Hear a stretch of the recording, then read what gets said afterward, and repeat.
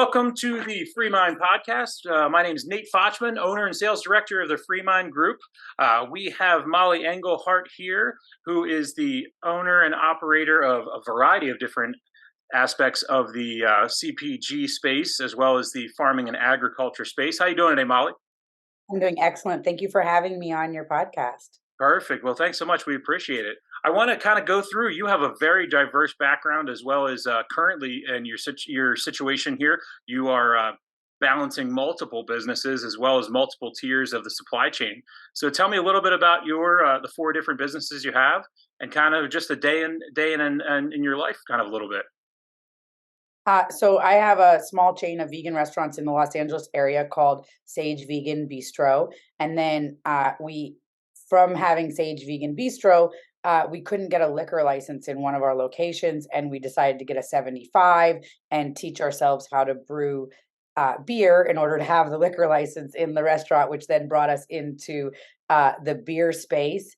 And then I learned about how the main thing that everybody blames cars and gas and blah blah blah for the environment, and that's a bunch of fear mongering. But the real worst thing we're doing for the environment is the methane and all of our food waste. So then I said, well, how can I not be throwing all this food waste from the restaurants? And so we purchased a farm, and we brought all the compost to the farm to keep the food in the loop. And then we thought, well, it's impossible to get organic hops locally in the United States, even really. And so we did a bunch of research and realized that people used to grow hops here all the time. And it just was actually about labor. And once they were able to do mechanicalized harvesting, they moved to where land is cheaper. So I put in a hop yard, and we're the only certified organic hop yard in Southern California. We grow hops for our restaurant as well as others. And then just recently, we've acquired 250 acres in Texas, and we're building Wild Texas Brewing, which will be a destination brewery retreat center on Sovereignty Ranch there in Texas. So there's many different parts of my business, as well as I'm a mother of 4 young children. So my day-to-day is very busy, to say the least. So do you have management staff in both locations, or I assume you're very much utilizing remote technologies and such to manage all those businesses and all those locations? Yes, we have managers on here in California at the different restaurant locations. I have an amazing brewer, Kim Rice, that is running the brewery here in Los Angeles area. And then me and my husband are on the ranch, and we go into the restaurants 4 days, 3 days. My husband goes in 5 or 6 days, and I usually go in 3 or 4 days. I just had a baby 2 months ago, so I've been a little bit more like 2 days a week going into the restaurants right now. But and then in Texas, I was just moments before this call FaceTiming with the contractor, making decisions on the fly, like, oh, what about this? The drain line here, and there needs to be a filter there. And so we're doing all of that, via FaceTime. Thank God for FaceTime, because it's hard to do construction from 1,800 miles away. So yes, we're using remote technologies, people that we trust. And after being in business for as many years as I have, the best thing about California is that we have so many good relationships with so many different vendors, contractors, all these different things that you have trust, and that's all having to be rebuilt again in Texas. So the contractor in Texas is actually my California contractor out there working for me. So nice. That's definitely crucial. Especially, I feel like now, especially like in a post-COVID world, that trust has become even more important than it ever has before. I mean, we always were drilled in our heads, relationships, relationship network. But I think that I don't know. It's from my own experience. I'm speaking from my own experience. I feel like it's become more integral than ever before. 100%. And I always say that relationships are fundamental to people being successful. If you think people that are like the quiet, silent type that have no relationships, like maybe that works for them. But the reality is having those around us that we can trust, and those that you can count on when the shit hits the fan, it's important. I mean, we had a huge flood on our farm in California in January. I mean, you might have seen, people saw it on the news. We were on the news all the way to Europe. But in that moment, your relationship with your neighbor is more important than your relationship with your brothers or sisters, because the world is coming in around you and you need help. It depends on how your relationship has been up until that point with the neighbor, whether they're going to help you or not. And so I think that it's really, really important to create meaningful relationships in business and where you live. Absolutely, absolutely. And for you, I mean, it's especially like kind of the past couple of years, and kind of we'll get into a little bit of before your early years, but kind of just more recently.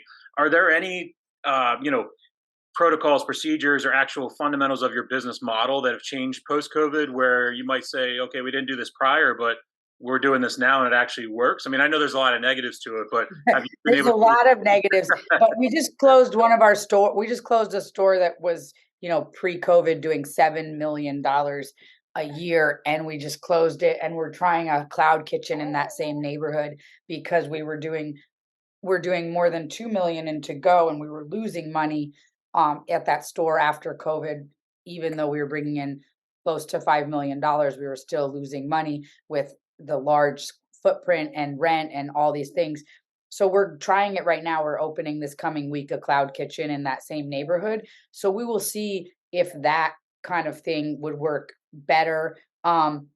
We yeah, there is some things that we're doing. I think that we're all gotten accustomed to meeting online, but that way you can meet more often than you maybe thought you could meet before.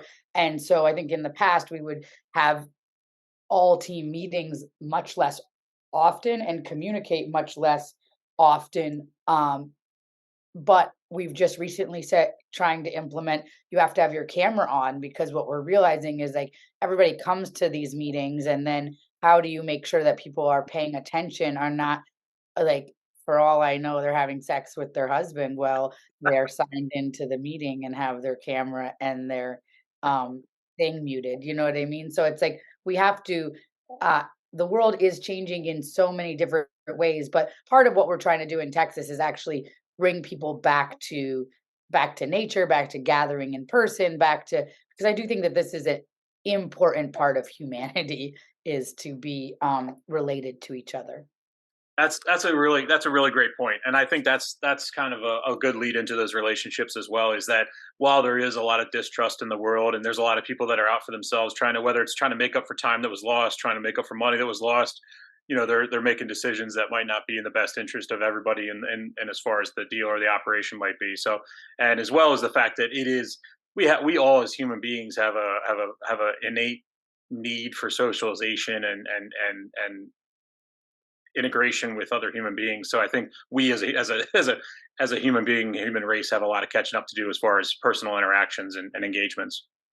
Well, but I do think that some things about the being able to meet online or whatever, for example, right now I'm breastfeeding a baby and we're recording a podcast. And so in the past, postpartum, because I own all these businesses and because I have 350 employees, I have jumped up 5 days postpartum and ran into the restaurants and or ran to the brewery or ran to the farm. Like, and in this case, this with this baby, I've actually got to spend the most time resting and recuperating, because the world was already kind of set up for, it would be okay for me to be in bed and having a meeting and stuff like that. So I do think that there's a balance in everything, but I do think that this has created some positive effects, especially for mothers, working mothers that bought into the illusion of having it all.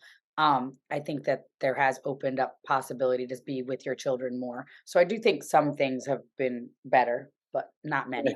No, and I agree. And from an entrepreneur standpoint, I have four different entities, with staffing and different teams in between after all of those. And I think that, I agree with you completely. It's allowed more efficiency for this type of thing, and it allows these meetings to be just a lot more efficient. For me, being in the sales and business development side of the business, being on the road all the time and stuff like that, I've been able to cut the road down a lot. And I think that's huge for what, exactly like you're saying, that work-life balance. I've gotten a better work-life balance during and post-COVID than ever before. So I think the positive, absolutely, I would say, is that balance. And I'm doing more, which I agree with you on that too. It's like we're able to do more with less time, and we've cut out a lot of fat when it comes to that part.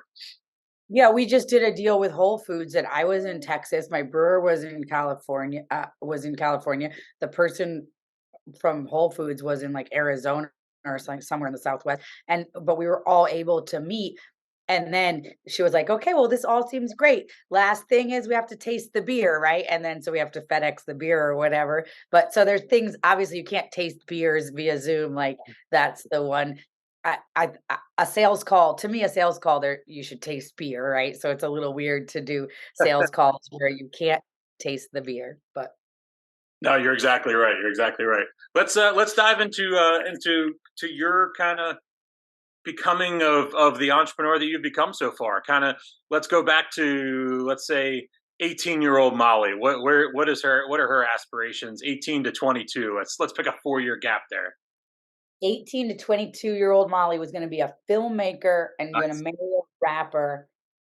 And um and yeah, I was going to be a filmmaker, marry a rapper, and we were going to be a famous Hollywood couple. Um but I went to Cal Arts for film school. And then I had a boyfriend who was a rapper, and my neighbor in by the film school in Santa Clarita worked at Sony, and I like kept bothering him and bothering him to listen to my boyfriend's demo, and he uh listened eventually, and he said his demo is terrible. He's never going to make it. But your desire to keep knocking on my door and checking about this and continue, and your like faith and belief in him and your desire to make this happen for him, uh I'd like to hire you as my assistant. There you go. And I got hired as Max Goose's assistant, and he was a head of A&R. I want to say Sony Epic. Right after that, he had an independent company right when he hired me, and then he went to Sony, and I continued to work for him for his independent company, but also help with the projects. There was a lot of crossover between his production company and what he was doing at Sony. And then I ended up buying a recording studio. I mean, it wasn't even a recording studio; it was a sound stage, and I just like imagined I could make it into a recording studio. And then I had no money. I didn't know what I was doing. I just like declared that I was going to be able to do this thing. And I had my dad had bought a condo for me to live in while I was in college because it was going to be cheaper than renting an apartment or paying for the dorms and all this stuff. So he bought a condo, and he said, "Okay, well, there's like $43,000 in equity. Once I get my down payment back, you can have that equity to invest Nice. in this building." So I got the guy to do owner finance, and I bought the building, but then there was no recording studio there. So it was like, how I like had a vision. I was going to build a recording studio, right? So I then I was like, I thought I could just get like little productions in there to the sound stage. That was like way harder than I thought. And so I just started selling everything I ever owned, my baseball cards from when I was a kid. I made the craziest deals with people. I traded my car, and I financed the SSL board, which is like a really high end board. And anyways, I did it on some kind of wing and a prayer. And, you know, guys that I found at Home Depot, my brother, people just out of prison, like any kind of way I thought I could make a relationship and make it happen. And I sold my condo, remember? So I was living in the not recording studio, what was going to be a recording studio, in one of the offices. And I had paid the family across the street $20 a week to use their shower. And I would just walk across the street in North Hollywood in my robe every day, take a shower, walk back, get dressed before anybody would get there. And this went on for even after the recording studio got open because I had no money to have a place to live. So yeah, that was my first business, a recording studio that I lived upstairs in and showered at the neighbor's house across the street in North Hollywood. And that was called Majestic Studios. We ended up selling that to. Well, I think we ended up failing eventually. The building had to give it back to the guy who did the owner finance, and then we sold all the equipment to Warren Campbell, who was a producer, and he moved it into a recording studio right across the street. But we did have some success, but the music industry for multiple years, and then the music industry had a major crash, if you remember all the. Uh, but this all happened before I was 24, 25. So are you Um, what year is this? Like what? I'm 45, so this is like, remember when everybody started downloading music and the Yeah, budgets, so whatever that was. So I that's was when I wondering. lost. Yeah, We would have been able to keep the studio, but we lost it because we were not established so long. So the mortgage payment on that SSL board was like $11,000 a month. It was a house payment, or yeah. two house payments, and so we couldn't keep when we were renting it out for $2,000 a day. That was fine, but once Pro Tools got invented and people could rent studios for, people could do it in their closets, people, like, it was all, and then we put in some Pro Tool suites. So we thought with the Pro Tool suites we would be able to, um, counter, but we weren't able to withstand the the change in the music industry. Basically, people could make music at home and just go to a mastering studio, and Yeah. we didn't have the finances to have a mastering studio, so that didn't work out. But it was a lesson in losing everything, and I remember thinking at 25 years old, I went from being like ch- child prodigy genius that I just like did this with nothing to like complete failure. And in the music industry, it's like your friends are about as good as how much money you can make them or how cool you are or what clubs you can get them into. So I went from being like hanging out with celebrities and like everything, and I have video footage of like the Game battling another rapper at my Thanksgiving table. Like, I mean, like that was my life. And then all of a sudden, like nobody knew who I was, like completely gone. Like, yo, you lose your recording studio. And at that point, I mean, we were successful. I had bought in a house. I had to sell my house. I had to sell studio, Oh, so everything, yeah, ev- you got your heels in. You dug your heels in. Yeah. and start over, completely start over. But I was like 25, 26, and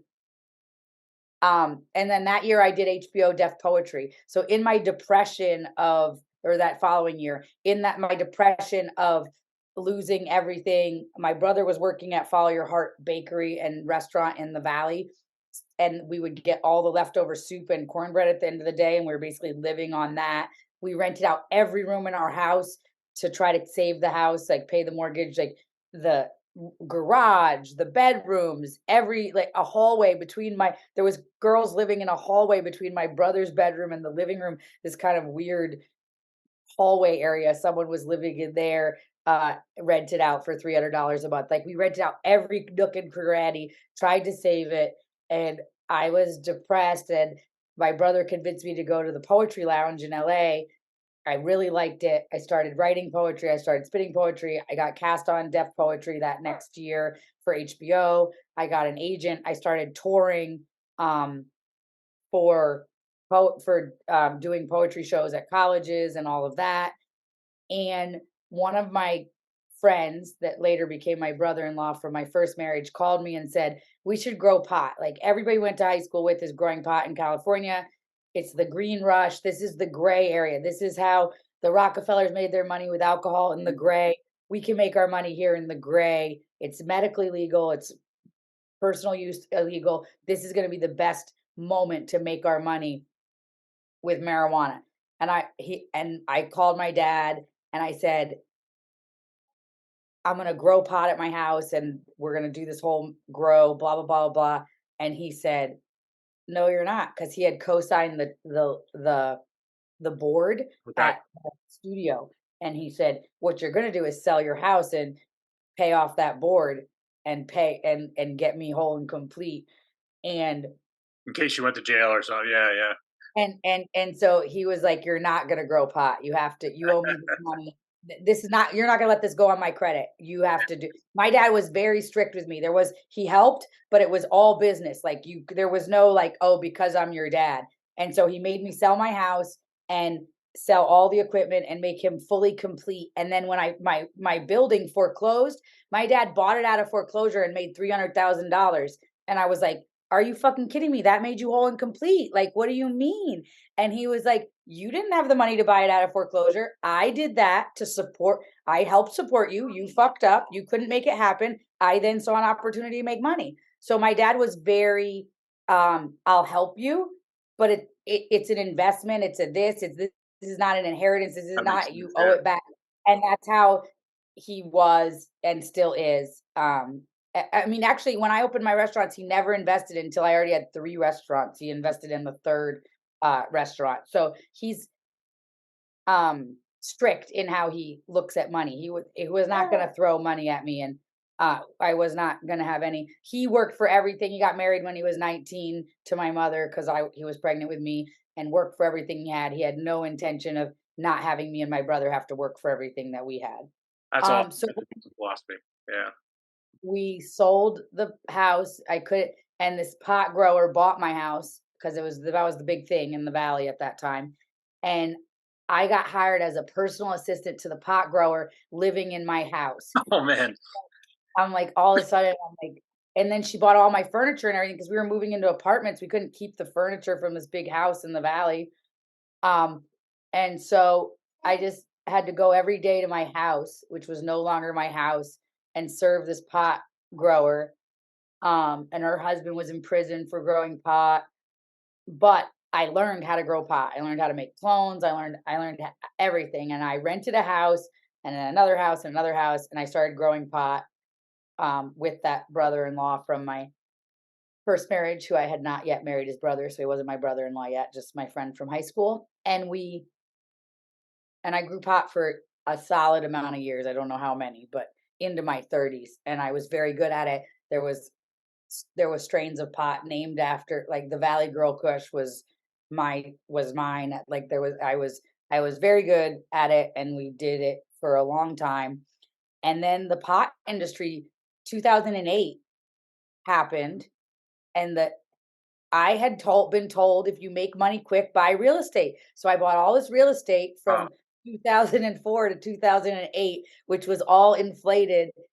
And then 2 things happened. They made pot legal, yeah. which took the market. And before they made it legal, 2008, everybody was losing their homes. So everybody and their mother put a grow in their garage and flooded the market. Mm-hmm. So the same thing that happened in the music industry 6 years earlier, 7 years earlier, was now happening in the pot industry. It was just crashing around me.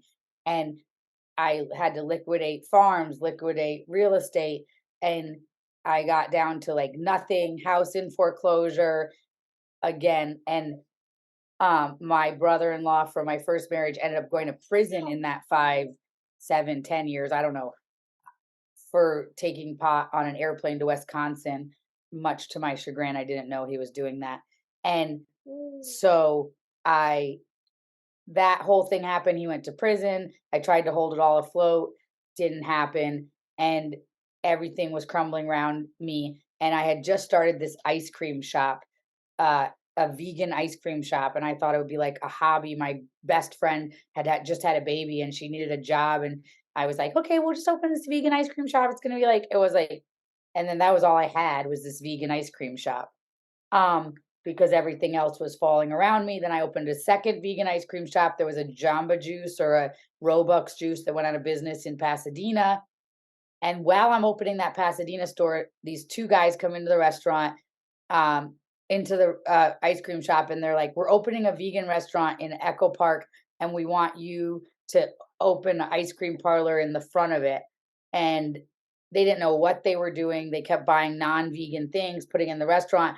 I said, you guys got to let me be your partner. You got to let me help. Like, I've been vegan my whole life, or vegetarian my whole life. I'll help you, but you're going to kill somebody. Like, you can't just buy croissants at Costco and say they're vegan.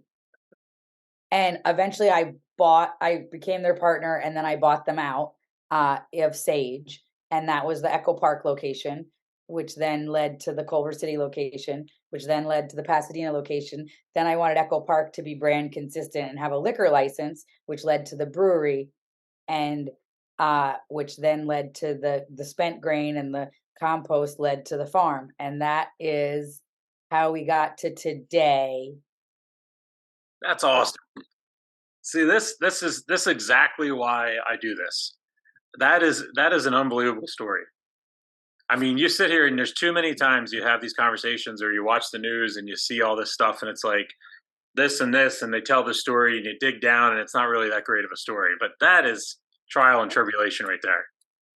That is a earned smile on your face to sit back and say, yeah, I've been through all that shit. And here's the thing, I'm going through it again. Yep. The restaurant industry was just destroyed by policies around COVID. And so I am now 45 with 4 children, and it's scary as fuck to be going through restructuring at this moment. When every other restructure I went through, I only had to be responsible for myself. And then at one point I was married to my ex-husband, so him, but not, it's nothing like having 4 small children. Yeah. We have about 5 minutes left. I want to touch base on that piece in the 5 minutes, but also really, I'm interested in your opinion on the alcohol industry as a whole. If you feel that same type of collapsing congestion, do you feel that that's happening now, or do you feel like it's kind of morphing itself into a more home-based type thing, whereas it's not, let's say in the 90s or so when it was all the brands came in and they all relied on wholesale. Now we have all these breweries that have brew pubs and there are more restaurateurs in a sense. Do you think that kind of gives it more sustainability than a necessary implosion? I think it needs it. I mean, I would say that the alcohol, meat, It applies to every industry. Yeah. all of industries that have gotten so centralized that we just have this is like one distributor I mean, think about what percentage as a restaurant, like what percentage of your alcohol comes from one distributor, and then you have like a few little other distributors. That's not sustainable for anybody. It's not the best for the producers. It's not the best for the restaurants. So I hope that there's more decentralization. I hope that there's more flexibility in the market so that more people can get to market. And I don't know that we need to have every single store has to have the exact same beers. Sorry, my baby's joining into the podcast. You're good. You're a good co-host. Co-host Estrella. I think that it's really important in all industries. I think that the meat industry has been centralized to 4 major, meat producers. And whenever we get that big of anything, we have traded convenience for resilience. And I, as a human being, as an entrepreneur, through regenerative farming, through my restaurants, through my alcohol brands, and through everything I'm doing, I'm asking for us to go back to a more resilient way of life. And it's going to take something. It's going to mean less convenient. It's going to mean but honestly, we are so dependent on the Amazons of the world. We are so dependent on the Cargills of the world, or the whatever the large scale alcohol distributors of the world. Everything is we're so dependent on China. But look at what's happening. Mexico is having a whole resurgence of manufacturing because stuff couldn't get in and out of China. And everybody was like, oh, wait, we have a country that's developing right next to us. Why don't we actually have some stuff made in Mexico? So Mexico has now surpassed China as importing to the United States. And that is out of a failure that came through COVID of telling dock workers they had to be vaccinated and them telling everybody to go fuck themselves. That was a non-resilient system. It was too dependent on one thing. And so what we learned there is that, oh, there's another option. And so as scary as it is on a large scale or on a small scale, in my own personal life with my businesses and, reclosing and reconfiguring and all these different things, as scary as that is, there is value in that because it is showing us where we're not resilient, where we're not strong. And that is the same for the agricultural industry, how all of our food is coming from however many places, all of it. And so, yes, it's scary. Yes, it's happening. There's collapses happening everywhere.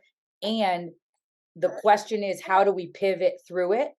And how do we not buy into the fear and we continue to walk in the possibility, walk in the excitement of the future, because it is, I can see in myself when I buy into the fear, when I start making decisions that are fear-based decisions, everything starts getting worse. And when I can make decisions from love, excitement, and the future, everything is going better. And I can, and even if I'm not making decisions that way, but my mind is in the fear place, it's out picturing into all of my businesses. So yes, it's all collapsing. The dollar is collapsing. Everything is collapsing. And how are we going to navigate it as entrepreneurs, as mothers, as fathers? All of it. And it's 100% happening in the alcohol industry and every other industry, and with our currency. I love that. Love, excitement, and the future. I think that's the coffee table book that you need to write, Mollie. Love, excitement, and the future. There it is, right there on the top. New York Times bestseller. I'm pulling that one. That might even be the name of the podcast. I love that, of the session, of the episode.